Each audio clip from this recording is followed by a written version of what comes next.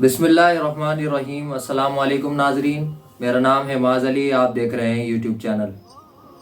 आज की हमारी वीडियो का टॉपिक है, एक हिंदू लड़की ने डॉक्टर जाकिर नायक से सवाल किया कि इस्लाम ने मर्दों को 4 शादियों की इजाज़त क्यों दी है। तो आइए चलते हैं वीडियो की तरफ। My name is Lakshmi. I'm a journalist. Now, the second question is, Muslim men are allowed to marry 4-5 times, I think, and they don't require their wife's permission, the first wife's permission to marry, correct me if I'm wrong, to marry more number of times. So I actually don't see any logic in this because I believe it's one man, one woman. That's the institution of marriage. So please clarify. Thank you. Now coming to your second question. In Islam, men marry 4 times, 5 times, and they don't ask permission from the first wife. Why? As far as polygyny is concerned, a man having more than one wife, Islam is the only religion, and Quran is the only religious scripture on the face of the earth which says marry only one. There is no religious scripture besides the Quran.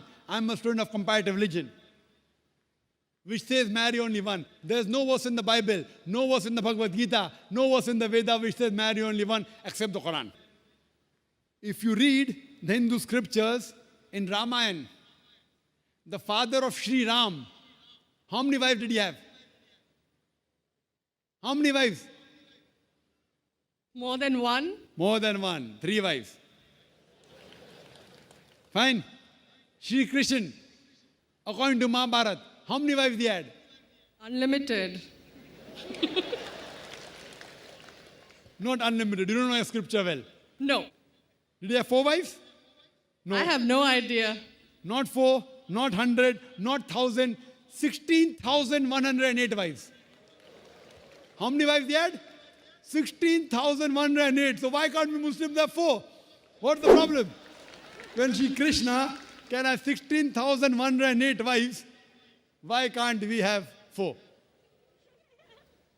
Further, if you read the Vishnu Purana, chapter number 24, verse number 1, it says a Brahmin can have up to 4 wives. If you read the Jewish scriptures, it gives you permission to have as many wives as you wish. If you read the Christian Bible, it gives you permission to have as many wives as you wish. If you read the Bible, Abraham had 3 wives. Solomon, how many wives he had? He had 700 wives. It is later on, the church has put a ban that Christians should marry only one, not the Bible. It is the Jewish community married more than one wife. It was in 1950 that chief rabbi passed a synod that Jews should marry only one. So it is the rabbi, not the Jewish scriptures. And according to Hindu scriptures, you can marry as many as you wish. It is the Indian government in 1954 passed a law called the Hindu Special Marriage Act. Hindu Special Marriage Act, which says Hindus should marry only one. It is not the religious scripture. It is not Bhagavad Gita. It is not Ramayana. It is not Mahabharata. It is not Veda. It is the Indian Penal Code.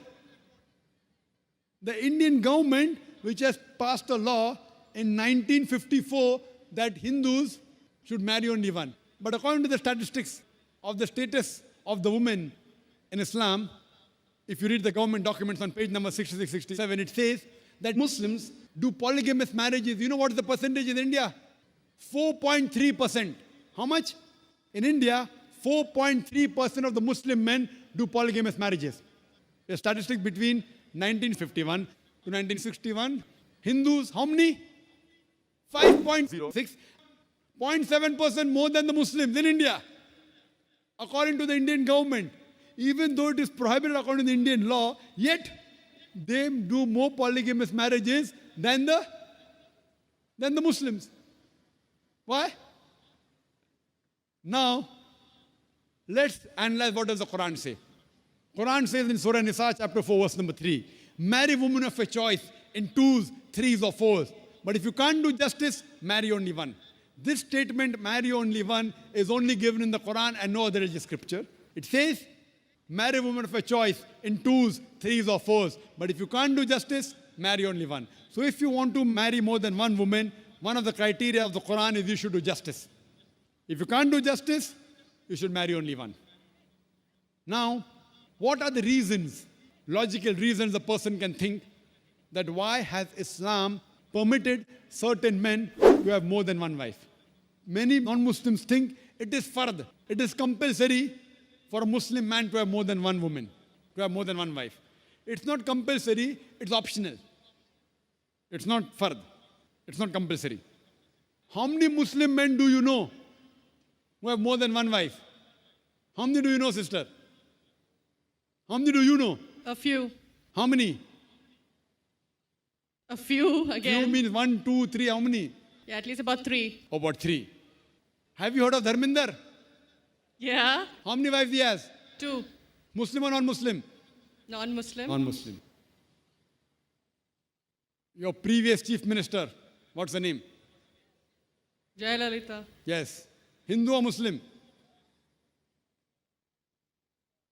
Hindu or Muslim? Hindu. Hindu, fine. Now these are famous personalities. Fine.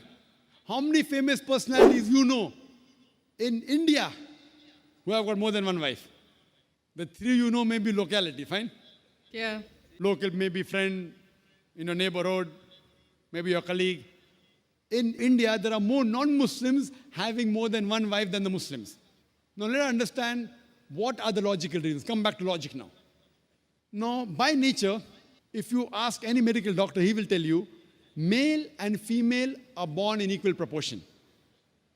Girls and boys are born in equal proportion. But any medical doctor, any pediatrician, any children doctor will tell you that the female sex, the female child is stronger than the male child. That's the reason there are more deaths in the male children as compared to female children. So in children's age itself, the female children are much more than the male children. As life goes on, there are people dying due to accidents, due to alcoholism, due to war. There are more males dying as compared to females. Today, if you analyze in the world, there are more females in the world as compared to males. There are few third world countries like India where the male population is more than the female population. And do you know why? The reason is because of female feticide and female infanticide. According to an article, a program which came on BBC by the name Let Her Die, the program was assignment. There was a British reporter by the name of Emily Buchanan. She comes to India and she says that every year in India, more than 1 million fetuses are being aborted after they identified that they're females.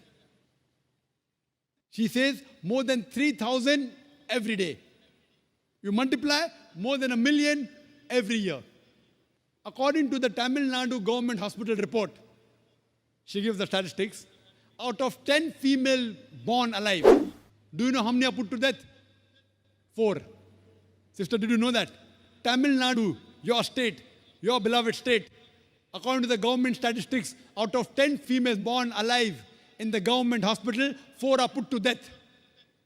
There are billboards put in Rajasthan and here, which says that spend 500 rupees and save 500,000 rupees. You know what does it indicate? Spend 500 rupees, do ultrasonography, do amniocentesis, identify the child you're carrying is a female, abort her, and save 5 lakh rupees, 500,000 rupees. Maybe a couple of 100,000 upbringing her, and the remaining 100,000 in dowry. If you stop this evil practice in India, our beloved country, stop the female infanticide, stop the female feticide. Even in India, the population of female will be more than the male population. If you see the rest of the world, if you see New York alone, there are 1 million females more than males. In USA alone, there are 7.8 million females more than males. In UK alone, there are 4 million females more than males. In Germany alone, there are 5 million females more than males. In Russia alone, there are 9 million females more than males. And God alone knows how many millions of females are more than males throughout the world. Suppose I agree with your philosophy, sister, you said, 1 man, 1 woman. If I agree with you, sister, with your philosophy, 1 man, 1 woman. And suppose my sister happens to be in America, or your sister happens to live in America, and suppose the market is saturated, one man, one woman, saturated, yet there will be 7.8 million females who will not find life partners. One man, one woman. Now the option for these 7.8 million females is either marry a man who already has a wife or become public property. You say, Dr. Zakir Naik, public property, such a harsh word. Sister, it is the most sophisticated word I can use. I cannot use a more sophisticated word than public property. According to the statistics of America, do you know, on an average, a man, before he settles down with a wife, he has 8 different sexual partners. Do you know that? On average, 8. Some may have 1, some may have 10, some may have 28 sexual partners before he settles down with one. So the only option remaining, so if my sister happens to live in America, or if your sister happens to live in America, and the option is given to her, and suppose the market is saturated, every man has found a woman for himself. And unfortunately, if my sister, or if your sister happens to be one of the women who has not found a life partner, the only option for them is either marry a man who already has a wife or become public property. Any modest woman would opt for the first. Sister, what would you opt for your sister? Marrying a man who already has a wife or become public property? My sister's too young to be married. So When she grows up and if she happens to go to America, or if you happen to be in America, third choice. what would you prefer for her? You're the elder sister. Would you prefer her becoming public property or marry a man who already has a wife and get equal rights? In Islam, if you have a second wife, you give equal rights.